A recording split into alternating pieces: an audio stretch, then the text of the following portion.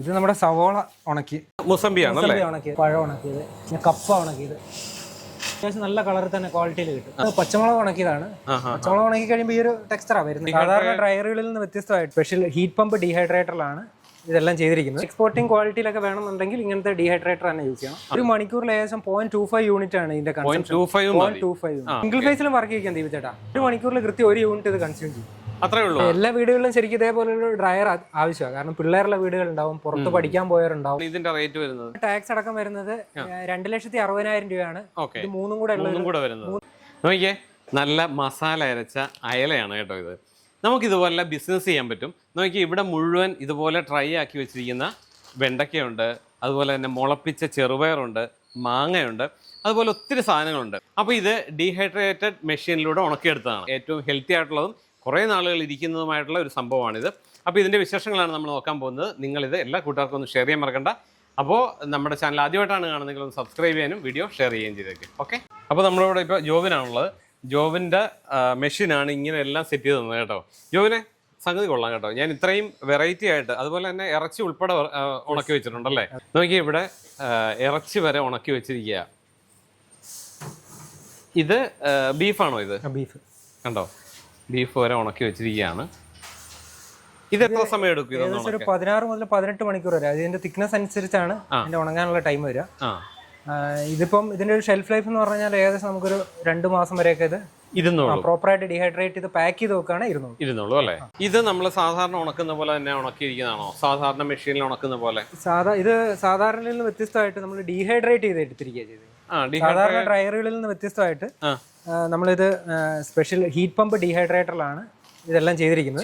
Dehydration എന്ന് പറഞ്ഞാൽ ഇതിനകത്തുള്ള വെള്ളമെല്ലാം, ഇതിനുള്ള ജലാംശം മാത്രം നമ്മളൊരു ലോ ടെമ്പറേച്ചറിൽ ഒരു ക്ലോസ്ഡ് ലൂപ്പ് സിസ്റ്റത്തിൽ, നമ്മുടെ AC ഒക്കെ റിവേഴ്സ് പ്രോസസ് വരും.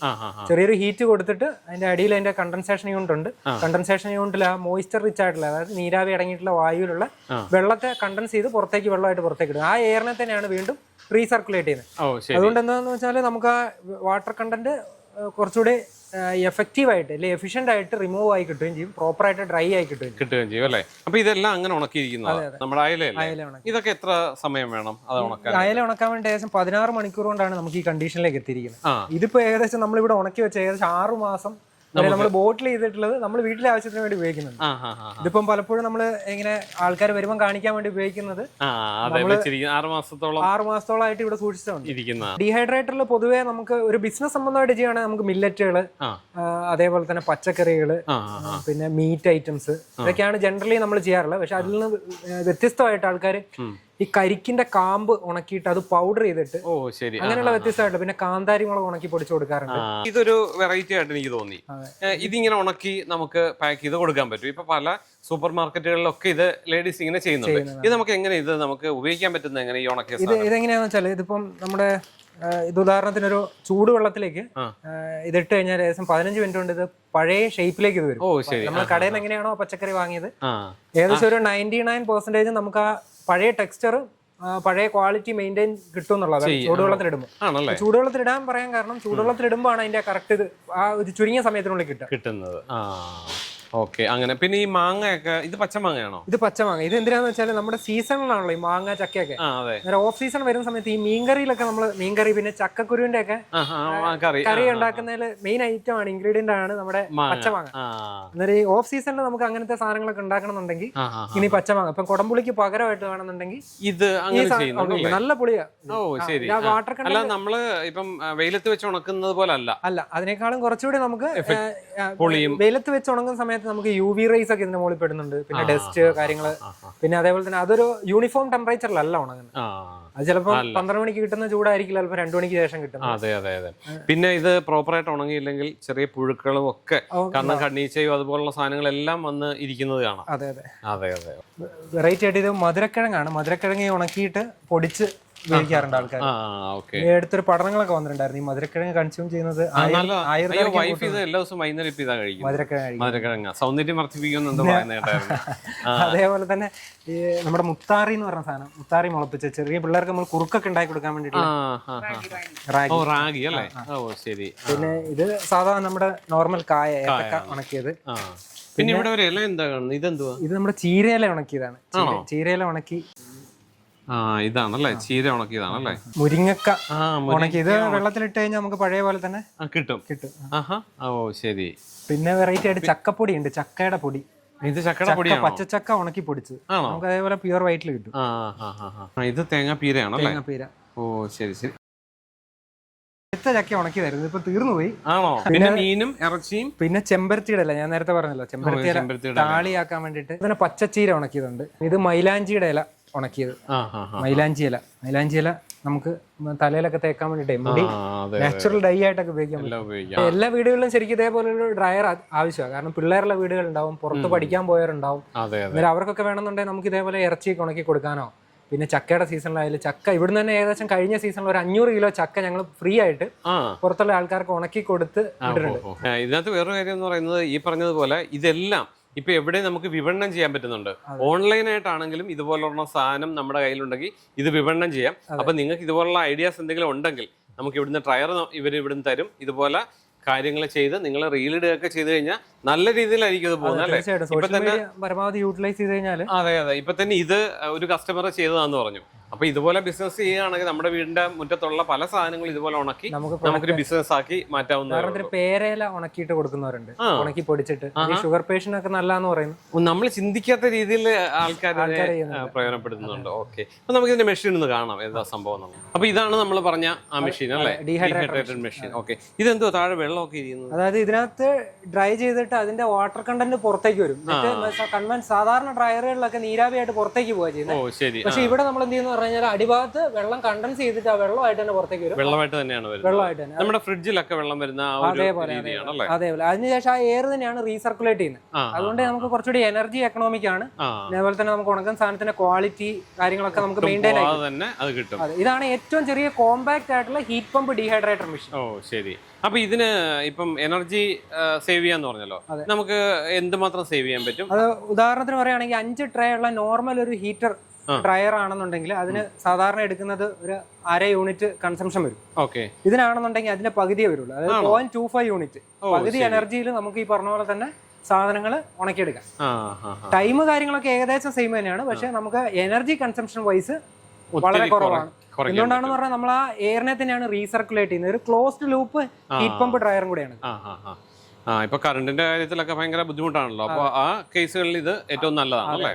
സമയം ഏകദേശം രണ്ടും ഒരുപോലെ, പക്ഷെ പ്രോഡക്റ്റിന്റെ ക്വാളിറ്റിയിൽ വ്യത്യാസമുണ്ട്. ചെറിയ തുകയിൽ നമുക്ക് റെഡിയാക്കി എടുക്കാൻ പറ്റും, ഉണക്കിയെടുക്കാൻ പറ്റും. ഇനിഷ്യൽ ഇൻവെസ്റ്റ്മെന്റ് കുറച്ച് കൂടുതലാണ്, പക്ഷെ കൺസംഷൻ കുറവാണ്. ക്വാളിറ്റി, ന്യൂട്രിയൻ വാല്യൂസ് ഇതെല്ലാം നമുക്ക് കുറെ കൂടെ അധികമായിട്ട്. ഓ ശരി, നമുക്കതൊന്ന് നോക്കാം.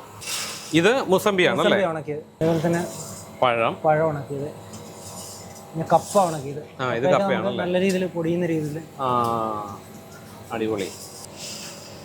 തേങ്ങയുടെ കളർ കണ്ടില്ലേ? അത്യാവശ്യം നല്ല കളർ തന്നെ ക്വാളിറ്റിയിൽ കിട്ടും. പച്ചമുളക് ഉണക്കിയതാണ്. പച്ചമുളക് ഉണക്കി കഴിയുമ്പോൾ ഈ ഒരു ടെക്സ്ചറാ വരുന്നത്. നമുക്ക് ഇപ്പോൾ 1 മണിക്കൂർ ഉപയോഗിക്കാനായിട്ട് എത്ര യൂണിറ്റ് കറണ്ട് വേണ്ടി വരും? 1 മണിക്കൂറിൽ ഏകദേശം 0.25 യൂണിറ്റ് ആണ് ഇതിന്റെ കൺസംഷൻ. 0.25 അതിനകത്ത് ഏകദേശം അപ് ടു ഒരു 12 കിലോ വരെയാണ് നമ്മൾ ഉള്ളോഡ് ചെയ്യാൻ പറ്റുന്നത്. അത് ഈ തേങ്ങയുടെ വെയിറ്റിലാണ് പറയുന്നത്. അപ്പൊ അതിനനുസരിച്ച് ബാക്കി സാധനങ്ങളൊക്കെ വേരിയേഷൻ, ചെറിയ വേരിയേഷൻസ് വരും, ഉണ്ടാവും. ഈ കാണുന്നതാണ് ദീപചേട്ടാ ഇതിന്റെ കൺട്രോൾ പാനൽ. ഈ കൺട്രോൾ പാനലിൽ നമ്മുടെ കമ്പനിയുടെ ലോഗോയും പേരും പിന്നെ അതേപോലെ തന്നെ സർവീസ് നമ്പറും കാര്യങ്ങളെല്ലാം ഇതിൽ കൊടുത്തിട്ടുണ്ട്. ഇതിനകത്ത് നമ്മൾ ഒരു ഫ്രിഡ്ജ് വർക്ക് ചെയ്യുന്ന പോലത്തെ ഒരു കംപ്രസർ വർക്ക് ചെയ്യുന്ന ഒച്ച മാത്രമേ ഉള്ളൂ. പിന്നെ ഇതിനകത്ത് ഹീറ്റിംഗ് എലമെന്റോ അങ്ങനത്തെ കാര്യങ്ങളൊന്നും അല്ല യൂസ് ചെയ്യുന്നത്. റെഫ്രിജറേഷൻ സൈക്കിളാണ്, റിവേഴ്സ് കാർനോട്ട് സൈക്കിളിലാണ് ഇത് വർക്ക് ചെയ്യുന്നത്. ഓഫ് സ്വിച്ച് കൊടുത്തിട്ടുണ്ട്. പിന്നെ അതേപോലെ തന്നെ മുകളിലായിട്ട് ഇതിന്റെ ഒരു പ്രൊട്ടക്ഷന് വേണ്ടി ഒരു MCB ഉണ്ട്. ഇത്രയാണ് ഇതിൽ കൺട്രോൾ പാനലിൽ വരുന്നത്. ഏതൊരു സാധാരണക്കാരനും നമുക്ക് സിമ്പിൾ ആയിട്ട് തന്നെ ചെയ്യാൻ പറ്റും. ഇപ്പൊ ഒരു കസ്റ്റമർ അവർക്ക് ഏതാണോ വേണ്ടത് ആ രീതിയിൽ നമുക്ക് പ്രീസെറ്റ് ചെയ്ത് കൊടുക്കാൻ പറ്റും. ഇതിന്റെ ക്ലീനിങ്ങും ഒക്കെ എങ്ങനെയാണ്? ക്ലീനിങ് മറ്റുള്ള ഡ്രയറിൽ നിന്ന് കുറച്ച് വ്യത്യസ്തമായിട്ട് നമുക്ക് ഡീപ് ക്ലീൻ ചെയ്യണമെന്നുണ്ടെങ്കിൽ ഈ സ്റ്റാൻഡ് നമുക്ക് പുറത്തേക്ക് എടുക്കാം.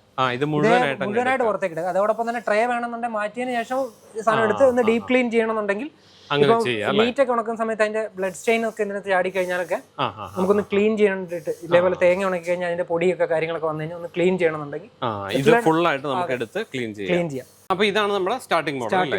അപ്പൊ ഇത് ഒരു വീട്ടിലേക്കൊക്കെ ആണ് അല്ലെ ചെറിയൊരു ബിസിനസ് ആണ് ചെയ്യുന്നതെങ്കിൽ ഇത് മതിയാവും. മതി. നമുക്ക് ഉദാഹരണത്തിന് എക്സ്പോർട്ടിംഗ് ബിസിനസ് ഒക്കെ ചെയ്യുന്നുണ്ട്, ഫ്രൂട്ട്സ് അങ്ങനെയുള്ള സാധനങ്ങളൊക്കെ. അങ്ങനെ എക്സ്പോർട്ടിംഗ് ക്വാളിറ്റിയിലൊക്കെ വേണമെന്നുണ്ടെങ്കിൽ ഇങ്ങനത്തെ ഡീഹൈഡ്രേറ്റർ തന്നെ യൂസ് ചെയ്യണം. ഇതാണ് സ്റ്റാർട്ടിംഗ് മോഡൽ. ഏറ്റവും ചെറിയ നമുക്ക് എക്സ്പോർട്ടിംഗ് ഒക്കെ ആ ഒരു ക്വാളിറ്റി നിലനിർത്താൻ ഇത് തന്നെയാണ് ഏറ്റവും നല്ലത് അല്ലേ? ശരി. പിന്നെ ഇത് നമുക്ക് കൊമേഴ്ഷ്യൽ ആയിട്ടുള്ളത് അതുണ്ടോ ഇവിടെ? ഇതിന്റെ കൊമേഴ്ഷ്യൽ ആയിട്ടുള്ള മോഡലുകൾ നമുക്ക് അവൈലബിൾ ആണ് ഇവിടെ. കൊമേഴ്ഷ്യൽ ആയിട്ടുള്ള ഇതാണല്ലേ? ഇത് സിംഗിൾ ഫേസിലും വർക്ക് ചെയ്യിക്കാം ദീപു ചേട്ടാ. സിംഗിൾ സിംഗിൾ ഫേസിൽ അതായത് നമുക്കൊരു 1.5 ടണ്ണിന്റെ AC യുടെ പവറേ എടുക്കുന്നുള്ളൂ. അതായത് ഇത് പറയുന്ന 1800 വാട്ട്സാണ് വരുന്നത്. ഒരു മണിക്കൂറിൽ കൃത്യം 1 യൂണിറ്റ് ഇത് കൺസ്യൂം ചെയ്യും. അത്രേ ഉള്ളൂ. AC വർക്ക് ചെയ്യുന്ന പോലെ ഇത് അതേപോലെ തന്നെ സിംഗിൾ ഫേസിൽ വർക്ക്. സാധാ നോർമൽ 16 ആംപിയർ പ്ലഗിൽ ഇത് വർക്കാവും. ആണല്ലേ? ഇതിന്റെ ഇല ഉണക്കിയതുണ്ട്, അതിന്റെ കളർ ഉണ്ടോ പിടിച്ചു നോക്കിയത്? ചീരയാണോ? ചീരയുടെ ഇല നല്ല പൊടിഞ്ഞു പോവുകയാണ് കേട്ടോ. അടിപൊളി. തീർച്ചയായിട്ടും ഇതിനകത്ത് വേറെ കാര്യം ഇത് ഒത്തിരി ടെമ്പറേച്ചർ കൊടുക്കുന്നില്ല. ഇവിടെ നിന്നിട്ടാണെങ്കിൽ നമുക്ക് അങ്ങനെ വലിയൊരു ചൂട് ഫീൽ ചെയ്യുന്നില്ല. ഒരു ലോ ടെമ്പറേച്ചറിലാണ് ഡ്രൈയിങ് ആണ്. അതുകൊണ്ടാണ് ഈ ക്വാളിറ്റി നമുക്ക് തേങ്ങയുടെ ഒക്കെ കളർ കണ്ടില്ലേ? ഇതല്ലേ? അതെ അതെ അതെ അതെ. തേങ്ങ നമുക്ക് നല്ല ക്വാളിറ്റി കളറിൽ നമുക്ക് കിട്ടും. ഇത് എത്ര ട്രേ ആ വരുന്നത്? ഇത് വരുന്നത് 16 ട്രേ. ഇതിനകത്ത് ഇപ്പൊ നിലവിൽ തേങ്ങ വെക്കേണ്ടതുകൊണ്ട് അതിന് 7 14 ട്രേ വരുന്നത്. തേങ്ങയല്ല, ഫ്രൂട്ട്സ് വെജിറ്റബിൾസ് ആണെങ്കിൽ ട്രേ തമ്മിലുള്ള ഗ്യാപ്പ് നമുക്ക് കുറച്ച് കസ്റ്റമൈസ് ചെയ്ത് കൊടുക്കാറുണ്ട്. 16 ട്രേ വരെ 18 ട്രേ വരെ ഇതിനകത്ത് നമുക്ക് ലോഡ് ചെയ്യാം. 40 കിലോ കപ്പാസിറ്റി ഇത് പറയുന്നത്. ഇത് 40 കിലോ. നമ്മൾ ചെറുത് കണ്ടത് 12 കിലോ ആയിരുന്നു. 12 മുതൽ 15 കിലോ വരെ. ഇത് 40 കിലോ. ഇനി ഇതിന്റെ വലുതുണ്ടോ? ഇതിന്റെ വലുത് വരുന്നത് നമുക്ക് വരുന്ന 24 ട്രേ ആ വരുന്നത്. അതും സിംഗിൾ ഫേസ് വരെ നമുക്ക് വർക്ക് ചെയ്യാം. അത് 2 ടൺ കപ്പാസിറ്റി ആ വരുന്നത്. ഓ ശരി. സിംഗിൾ ഫേസിൽ വലുതും സിംഗിൾ ഫേസിൽ. അതിനകത്ത് എത്ര ട്രേ ആ വരുന്നത്? അതിനകത്ത് മൊത്തം വരുന്ന 24 ട്രേ ആ വരുന്നത്. അത് നമുക്ക് വരുന്ന 60 കിലോ കപ്പാസിറ്റി ആ വരുന്നത്. നമ്മുടെ കമ്പനിയെ കുറിച്ചും കമ്പനിയുടെ പേരും കാര്യങ്ങളും എല്ലാം ഒന്ന് പറഞ്ഞതാ. കമ്പനിയുടെ പേര് വരുന്നത് dream leaf technologies private limited എന്നാണ്. ലൊക്കേഷൻ വരുന്നത് കോഴിക്കോട് ജില്ലയിലെ ബാലുശ്ശേരിക്ക് അടുത്ത് കൂരാച്ചിണ്ട് എന്ന് പറഞ്ഞ സ്ഥലത്താണ്. ഒരു മലയോര ഗ്രാമമാണ്. ഇവിടെയും ചുറ്റുവട്ടമൊക്കെ കാച്ച്മെന്റ് ഏരിയയും പിന്നെ അതേപോലെ ജാതി കർഷകരൊക്കെ കൂടുതലുള്ള സ്ഥലം കൂടെയാണ്. അപ്പൊ ഇത് തന്നെത്താനാണോ, ജോബിനാണോ ഇതെല്ലാം ചെയ്യുന്നത്? അല്ല, ഞാനും എന്റെ വൈഫും ഉണ്ട്. പിന്നെ നമ്മളെ സപ്പോർട്ട് ചെയ്യാൻ വേണ്ടിട്ട് 6ഓളം നമുക്ക് സ്റ്റാഫും ഉണ്ട്. ഇവരെല്ലാം കൂടെയാണ് ഞങ്ങൾ കമ്പനിയായിട്ട് റൺ ചെയ്യുന്നത്. ഡീഹൈഡ്രേറ്റഡ് ഈ മെഷീൻ ഇത് സാധാരണ നമ്മൾ കണ്ടിട്ടില്ല. ഇത് ജോബിന്റെ വീഡിയോയിലാണ് ഞാനിപ്പം കാണുന്നത്. ഇത് പൊതുവെ ഇവിടങ്ങളിലൊന്നും ഇല്ലേ ഇത് സംഭവം? ഇത് നിലവിൽ ഇവിടെ ചെയ്യുന്നത് പാർട്സ് ഒക്കെ ഇമ്പോർട്ട് ചെയ്തിട്ട് കൊണ്ടുവന്നിട്ടാണ് എല്ലാരും ചെയ്യുന്നത്. നമ്മൾ ഇതിന്റെ A to Z പാർട്സ് നമ്മൾ റിസർച്ച് ചെയ്ത് ഏകദേശം 1 വർഷത്തോളം ഇതിന്റെ പുറകില് ഞാനും വൈഫും പിന്നെ നമ്മുടെ സ്റ്റാഫ് എല്ലാം കൂടെ ഇതിന്റെ റിസർച്ചിന്റെ ഭാഗമായിട്ടുണ്ടായിരുന്നു. അതിനകത്ത് ഒത്തിരി പ്രോട്ടോടൈപ്പ് ഉണ്ടാക്കി ഫെയിലിയർ സംഭവിച്ചു. പിന്നെ വൈഫും സ്റ്റാഫൊക്കെ കൂടി സപ്പോർട്ട് ചെയ്ത് കഴിഞ്ഞപ്പോൾ നമ്മൾ ഇതിനകത്ത് കൂടുതൽ റിസർച്ചിൽ ഇൻവോൾവ് ആയി. അങ്ങനെയാണ് ഈ ഒരു പ്രൊഡക്റ്റ് ഇവിടെ തന്നെ ചെയ്തത്. അതായത് ഇപ്പം നിലവിൽ ഇമ്പോർട്ട് ചെയ്ത് വരുന്ന മെഷീൻസിന് ഇങ്ങനത്തെ ഒരു മെഷീൻ എടുക്കണമെന്നുണ്ടെങ്കിൽ ഏകദേശം ഒരു 1.5 lakhs എബോവ് വരും. എമൗണ്ട് കൂടുതൽ. ഇപ്പൊ ഈ കണ്ട കൊമേഴ്ഷ്യൽ മെഷീൻ ഒക്കെ ആണെന്നുണ്ടെങ്കിലും 4 lakhs എബോവ് വരും. ഇവിടെ ചെയ്തത് കൊണ്ട് നമുക്ക് എമൗണ്ടിൽ നല്ല രീതിയിൽ വ്യത്യാസം വരുത്താൻ പറ്റിയിട്ടുണ്ട്. അപ്പോ വൈഫും രണ്ടുപേരും കൂടെയാണ് ഇതിന്റെ പരിപാടികളെല്ലാം ചെയ്യുന്നത് അല്ലേ? ഞങ്ങൾ രണ്ടുപേരും എഞ്ചിനീയറിംഗ് ബാക്ക്ഗ്രൗണ്ട് ആയതുകൊണ്ട് തന്നെ കുറെ റിസർച്ച് കാര്യങ്ങളിലൊക്കെ എന്നെ സപ്പോർട്ട് ചെയ്യാനും എനിക്ക് തിരിച്ച് സപ്പോർട്ട് ചെയ്യാനും പറ്റുന്നുണ്ട്. എന്തായാലും കൊള്ളാം കേട്ടോ, സംഗതി ഭംഗിയായിട്ടുണ്ട്. ജോബേ, ഇതെല്ലാം കൂടി ഇരിക്കുന്നത് എന്താ സംഭവം? ദീപചേട്ടാ, ഇത് നമുക്ക് ഈ കുടുംബശ്രീയുടെ ആൾക്കാർ, അത് സ്ത്രീകൾ വീടിനോട് ചേർന്ന് എന്തെങ്കിലും സംരംഭം തുടങ്ങാം, ഓയിലിന്റെ ഒക്കെ ചെറിയ യൂണിറ്റ് ഒക്കെ തുടങ്ങാൻ വേണ്ടി അതിന് വേണ്ടിയിട്ടുള്ള ഒരു 3 HP എക്സ്പെല്ലർ ആണിത്. ഇത് സിംഗിൾ ഫേസ് മോഡലാണ്. പിന്നെ അതോടൊപ്പം തന്നെ ഒരു 1 HP കൊപ്ര കട്ടർ ഉണ്ട്. പിന്നെ ഈ ഒരു ഡ്രയർ. ഇത് മൂന്നും ഒരേ കോമ്പിനേഷനിൽ പോകുന്ന സാധനങ്ങളാണ്. കാരണം അവർക്ക് ആവശ്യമായിട്ടുള്ള തേങ്ങ ഇതിനകത്ത് ഉണക്കിയെടുത്ത് കട്ട് ചെയ്ത് ഇതിനകത്ത് എണ്ണ എടുക്കാം. ഇതൊരു മണിക്കൂറിൽ നമുക്ക് ഏകദേശം ഒരു 16 ലിറ്റർ എണ്ണ വരെ നമുക്ക് ഒരു മണിക്കൂറിൽ എടുക്കും. അതായത് 25 കിലോ തൊട്ട് 26 കിലോ കൊപ്ര വരെയാണ് ഒരു ടൈം ഇതിനകത്ത് നമുക്ക് ലോഡ് ചെയ്യാൻ പറ്റും. ഇതൊരു 6 മണിക്കൂർ കണ്ടിന്യൂസ് ഡ്യൂട്ടി സൈക്കിൾ ഉള്ള മോട്ടറാണ് ഇതിനകത്ത് കൊടുത്തിട്ടുള്ളത്. അപ്പം ഇത് ഒരു കോംബോ ആയിട്ട് ആൾക്കാർ കൂടുതലും വാങ്ങുന്ന ഒരു മോഡലാണ് ഈ ഒരു കോമ്പിനേഷൻ. അതിന്റെ ആ ചിരട്ട തന്നെ ഉപയോഗിച്ച് നമുക്ക് ഇതിന്റെ ഈ കൊപ്രയുടെ ചിരട്ട ഉപയോഗിച്ച് തന്നെ നമുക്ക് അത് പ്രവർത്തിക്കുകയും ചെയ്യാം, സ്റ്റാർട്ടിങ്ങിന് അത് പ്രവർത്തിക്കുകയും ചെയ്യാം. അപ്പൊ ഇത് എങ്ങനെയാണ് ഇതിന്റെ റേറ്റ് വരുന്നത്? ഇതിന് വരുന്നത് ദീപചേട്ടാ, ഇതിന് വരുന്ന ടാക്സ് അടക്കം വരുന്നത് 2,60,000 രൂപയാണ്. ഇത് മൂന്നും കൂടെ വരുന്നത് ടാക്സ് അടക്കമുള്ള റേറ്റ്. ടാക്സ് അടക്കമുള്ളതാണ്. അപ്പൊ ഒരു കുടുംബശ്രീ ഒരു ബിസിനസ് ഒക്കെ സ്റ്റാർട്ട് ചെയ്യാൻ താല്പര്യമുള്ളവർക്ക് ഇത് നല്ലൊരു സംഭവമാണ് അല്ലേ? ഈ പല എക്സ്പെല്ലറും ഉണ്ട്, പക്ഷേ ഈ ഒരു 3 HP മുതലാണ് നമുക്കൊരു എക്കണോമിക് ആയിട്ട് അതിനകത്ത് ഒരു ഓയിൽ പെർസെന്റേജ് കിട്ടുക. ഓയിൽ പെർസെന്റേജ് വളരെ കുറവായിരിക്കും. പിന്നെ അതൊക്കെ അതിന്റെ ഇത് ഞാൻ പറഞ്ഞല്ലോ, എന്റെ 6 വയസ്സുള്ള മോൾക്ക് വരെ ഇത് ഉപയോഗിക്കാൻ പറ്റും. സ്കൂൾ അടച്ച സമയത്ത് ഇതിനകത്ത് ഞാൻ പറഞ്ഞില്ലേ എണ്ണ എടുക്കുന്ന. അതെ അതെ അതെ, ഇതിനകത്തൂടെ നമുക്ക് അത്രയും സിമ്പിൾ ആയിട്ട് നമുക്ക് യൂസർ ഫ്രണ്ട്ലി. അപ്പോൾ ഇതിന്റെ എന്ത് സംശയം ഉണ്ടെങ്കിലും ജോബിനെ വിളിക്കാം. ജോബിനും വൈഫും ഫുൾ ടൈം ഉണ്ടാവും, അവരെല്ലാ കാര്യങ്ങളും പറഞ്ഞു തരും. അപ്പോൾ നിങ്ങൾ വാങ്ങിക്കുക. കാരണം ഇവര് ഫാമിലിയോടുകൂടി തന്നെത്താൻ ബിൽഡ് ചെയ്തെടുത്ത ഒരു ബിസിനസ്സാണ്. ഈ ഡീഹൈഡ്രേറ്റഡ് മെഷീൻ ആണെങ്കിലും പുറത്തുനിന്ന് വാങ്ങിക്കുന്നതിന് ഭയങ്കര വിലയാണ്. അപ്പോൾ അത്രയും റേറ്റ് ഇല്ലാതെ തന്നെ നമുക്ക് ഡീഹൈഡ്രേറ്റഡ് മെഷീൻ വാങ്ങിക്കാൻ പറ്റും. അപ്പോൾ ഇവരെ കോൺടാക്ട് ചെയ്യുക.